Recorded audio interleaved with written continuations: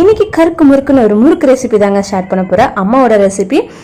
ஒரு 6லேருந்து 7 டம்ளர் அளவுக்கு சாப்பாட்டு அரிசி 4 மணி நேரம் கிட்ட நல்லா வாஷ் பண்ணி ஊற வச்சுக்கலாம்.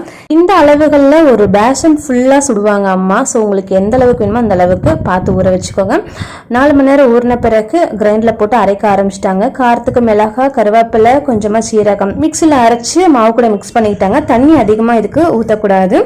ரொம்ப தருதருன்னு இல்லாமல் நைஸாகவும் இல்லாமல் இந்த பத்துக்கு எடுத்துட்டு ஒரு 1/4 கிலோ அளவு கடலை மாவு அதை ஆட் பண்ணி கொஞ்சம் மிக்ஸ் பண்ணிக்கிட்டாங்க. அடுத்து ஓமம், எள்ளு அதையும் போட்டு மிக்ஸ் பண்ணிட்டு சூடா காய்ச்சின எண்ணெய் அது இல்லைன்னா கீ ஆட் பண்ணி கூட நம்ம மாவு பிசைஞ்சுக்கலாம்.